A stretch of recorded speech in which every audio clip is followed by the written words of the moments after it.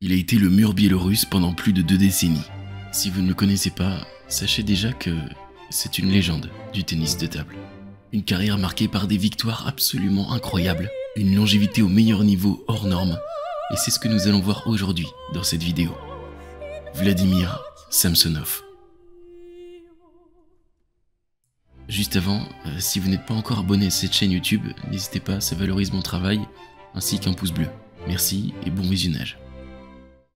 Vladimir Samsonov, il fait 1m89 et il est né en Biélorussie en 1976. Autant vous dire qu'au départ, rien ne prédisposait Vladimir à devenir le meilleur joueur de l'histoire de son pays. Son palmarès s'étend sur plus de 20 ans de carrière et est aussi bien au début qu'à la fin. Il a aussi bien joué et battu les légendes d'autrefois, comme celles que nous connaissons aujourd'hui. Et pour être honnête avec vous, son palmarès est tellement impressionnant que je ne sais même pas par où commencer. C'est-à-dire que lorsqu'on est 3 fois champion d'Europe, on a 3 médailles d'or à la Coupe du Monde, on a fait 6 fois les Jeux Olympiques et on est détenteur du record de nombre de victoires en Ligue des Champions. C'est difficile de trancher. Ah d'ailleurs, petite note supplémentaire, il fait partie des 4 seuls Européens à avoir battu Malong. Mais ça, on en parlera un petit peu plus tard. Ah, et d'ailleurs Vladimir, il a toujours su conquérir les foules. Tout le monde était toujours avec lui.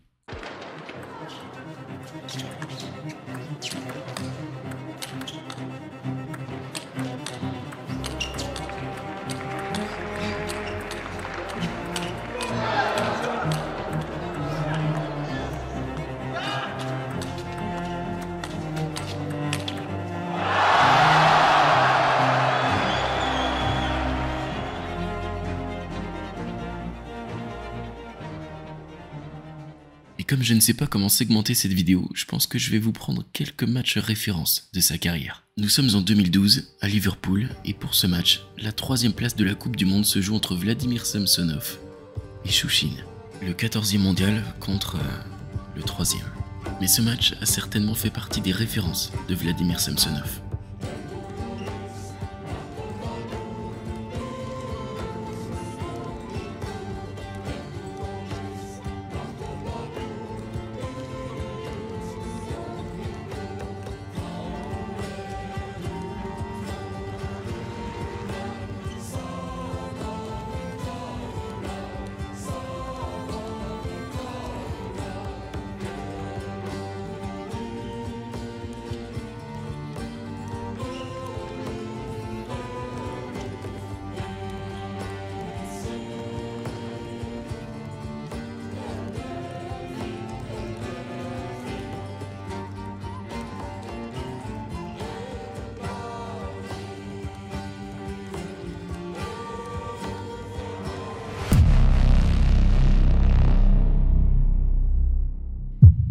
Et d'ailleurs, est-ce que vous êtes capable de me citer d'autres joueurs qui ont mené 10-0 sur Shushin et avoir ce luxe de lui donner un point?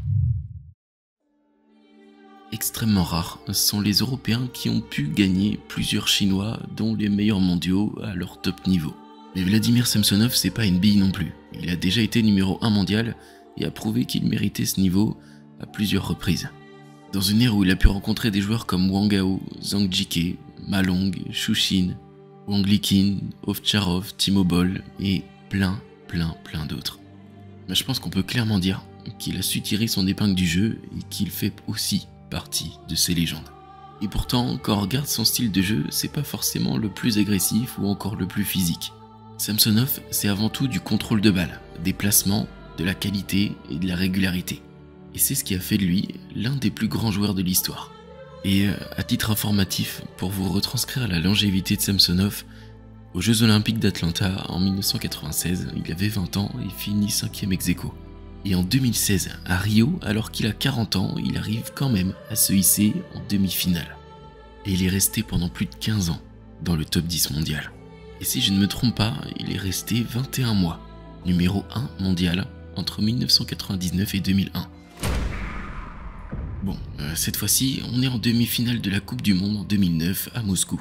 Samsonov a 33 ans et joue contre le plus grand espoir de Chine, Malong.